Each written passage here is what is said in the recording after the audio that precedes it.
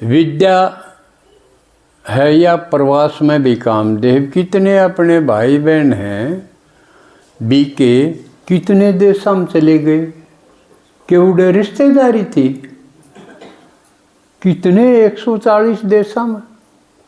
इस पढ़ाई के आधार से बाबा ने जो पढ़ाई है आत्मा परमात्मा की और सृष्टि चक्र का जो यू ज्ञान दिया है या विद्या है, इससे तो आप कितने भी जाओ किसी ने भी अपना बना सको। तो इसकी देवी है। और वो भी तकरीबन जो त्यौहार हैं भारत में तो निरे त्यौहार हैं, रोज आए रहे हैं भी, आए भी न कोई त्यौहार जरूर आवा। तो ये इनमें 2-3 मेन चीज़ पाऊंगी। एक तो मौसम का बदलाव पाओगे। बसंत पंचमी ने सर्दी खत्म, संक्रांत सर्दी सही गए करियो है, संक्रांत 20 दिन पहले और 20 दिन पाछे यह है ना सर्दी, 40 दिन की सर्दी। तो संक्रांत और बसंत पंचमी तो 20 दिन हुए, ये उतराई के 20 दिन हैं। ज़्यादा उतरदा संक्रांत ने खत्म। तो सर्दी खत्म, अगली ऋतु कौन सी आएगी? बसंत ऋतु। बसंत ऋतु इस बसंत पंचमी तो शुरू होगी, होली तक चलेगी। ये सबसे बढ़िया मौसम गीता में बताया है कि ऋतुओं में मैं बसंत हूँ। क्यों बसंत जैसा मौसम इससे बढ़िया और कोई क्यों, ना तो गर्मी होती ना सर्दी होती। ईसाई तो पसंद हो है, घनी सर्दी भी तंग कर दे है और घनी गर्मी भी तंग करे हैं। यो और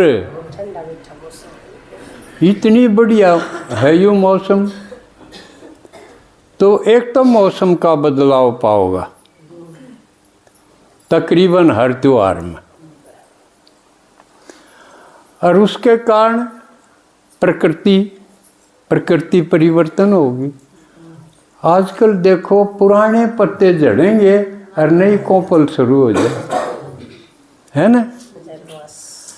तो यह संगम युग तो मिली नहीं यह बात। संगम युग में क्या है? पुरानी रस्म रिवाज नकल जो थी वह छोड़ो और नई ग्रहण करो। तो पुराना खत्म करना, नया आरंभ करना, यो इसने शुरू या जरूर पाओगी। और तीसरी आदमिया का रोजगार संबंधी, कृषि संबंधी मामले पाओगे। 3 चीज़ तो जरूर पाओगे हर त्योहार के साथ। इसमें भी है, खेती भी प्रफुल्लित है।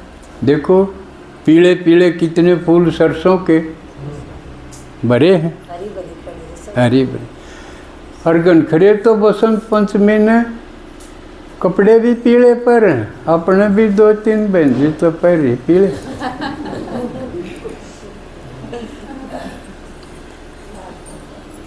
लेकिन पीले क्यों पर हैं? एक तो इसका न्यू हो गया संबंध, भाई पीले फूल हैं, प्रकृति पीलापन लिए हुए है तो हम भी पहरा। लेकिन यो असली बात अर्थ नहीं है। ई बेरा पटा सोना का रंग पीला हो है ना, क्योंकि हम पुराने पत्ते कलयुग ने छोड़ा, हर नई दुनिया जो सोने जैसी होगी वो पीलक का रंग है। पीला रंग के नज़दीक पड़े है यो सोना, समझे? जहाँ तो था यो। तो संगम युग की ही यादगार हैं सारी। हर त्योहार में संगम युग जरूर पाओगा। इसका मतलब हमारे संगम युग की यादगार सारे त्योहार। लेकिन बेरा को नहीं किसी का अर्थ का पता को नहीं, नकल नकल सोचा थे। तो इसके अलावा एक और चीज महत्वपूर्ण है, जो सरस्वती है वह विद्या कौन की चीज सिखाओ है? संगीत, साहित्य और कला। एक आदमी कमा लिया, खा ले है, सो जा है, जब उसने बोलन का सूर नहीं आवे तो क्या आदमी हुआ वो?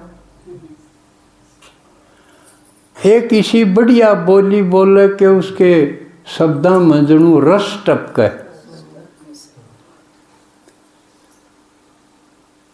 एकदम साहित्यिक भाषा बोले, कलात्मक ढंग से बोले, उसका चलना बोलना कर्म करना एकदम कलात्मक हो, आर्ट की तरह। एक बेसुरा ढंग से करे, एक सूर के ढंग से करे, फर्क नहीं होगा। तो मन, वचन और वाणी में रस हो, रसात्मक हो जाओ। इसलिए सरस्वती का मतलब यो है सरस।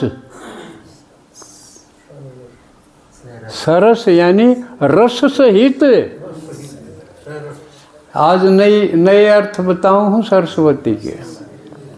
जो रस संपन्न, जिसकी हर गतिविधि रसमय हो, रसीली हो।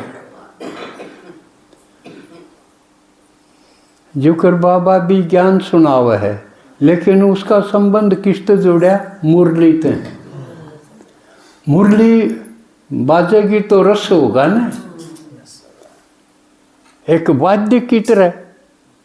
नहीं तो बातें तो बाबा सुनावा है, लेकिन उसको मुरली कहा क्योंकि वो रसमय है, रसीली होगी, वो ढंग उसका कहने का ऐसा होगा।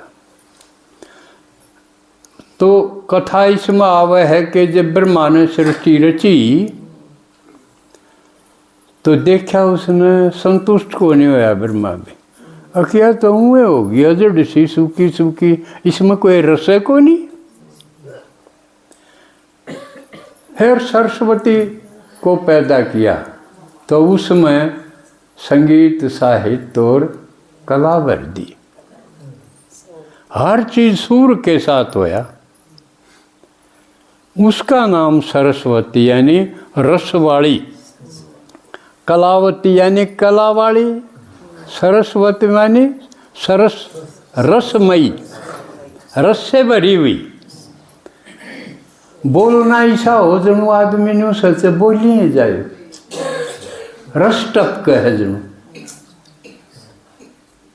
इसी बोल हो। कर्म ऐसा हो कि जनु भाई इससे बढ़िया तो कोई करे को नहीं सकता, सुखदायी कर्म हो, बोल है और हर चीज उसकी रसमय होगी। उसका नाम सरस्वती है। और वो एक नहीं, बाबा हम सब ने बनावा है। नहीं तो सतयुग में जब ये चीज ना हो, रस ना हो, तो बड़े जी क्यों क्या कसार लगे। हमारा में परिवर्तन यो है, पढ़ाई का निचोड़ यो है कि हम रसीले हो जावा, हर ढंग से रसीले हो जाए। वो देवता हैं, वह फूल हैं कि फूल ने में रस भी, रंग भी, गंध भी, तीनों होगी ना, तीनों का रस है। इसलिए बाबा कहे तुम कांटों से फूल बनन की बनो और अच्छे माड़ी होंगे वो बनाओगे। अच्छे माड़ी की आज बाबा ने बताए। तो इवनू देखना चाहिए एक मैंने कितने के बना लिए और कितने के बनाऊं। बनाने से पहले बनना पड़ेगा।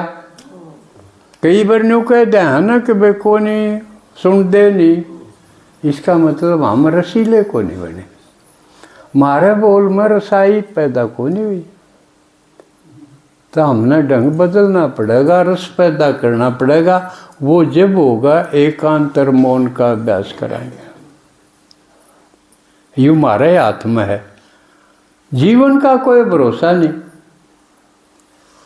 मम्मा यानी सरस्वती का के स्लोगन था, हर घड़ी अंतिम घड़ी।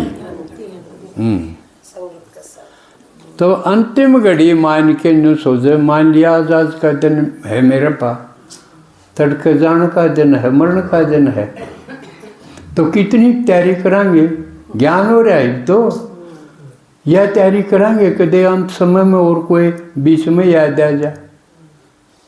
याद आ गया तो गड़बड़ हो जाएगी ना, उसका घर जामना पड़ गया तो, हर काम का कोई सही ना। इसलिए कोई भी याद आ गया तो उससे संबंध जुड़ जाएगा। इसलिए बाबा मामेकम कहे कि मेरे तो सारे संबंध जोड़ लो, फायदा ही फायदा है। क्यों मेरे जिसे बनोगे तो राजभाग के अधिकारी बनोगे, सीधी सी बात है। तो ये ज्ञान सारा समझ बूझ का है और बनन बनान का है। एक एक दिन एक एक बड़ा कीमती है, फिर नहीं मिलेगा। संगम युग की कीमत समझनी चाहिए कि यूँ तो 5000 साल में फिर आओगा, यूँ भी नहीं कह सकते ईब कल देखूँगा, ईब को तो डील रहेगी थी, लेकिन फिर वाह रहेगी, जो ईब रहेगी वाह फिर रहेगी, क्योंकि यूँ को सूती बात होगी इसकी, हक हूँ बुरी पीठ हो गए, ईब जू कर लिकट गया फिर भी में लिकट जाएगा। तो इसका इलाज ये है आज और अभी, ईब करना है जो कि मैं करना है, ठीक है ना। तो ईब आप नए हैं उनसे मिलाएंगे, क्योंकि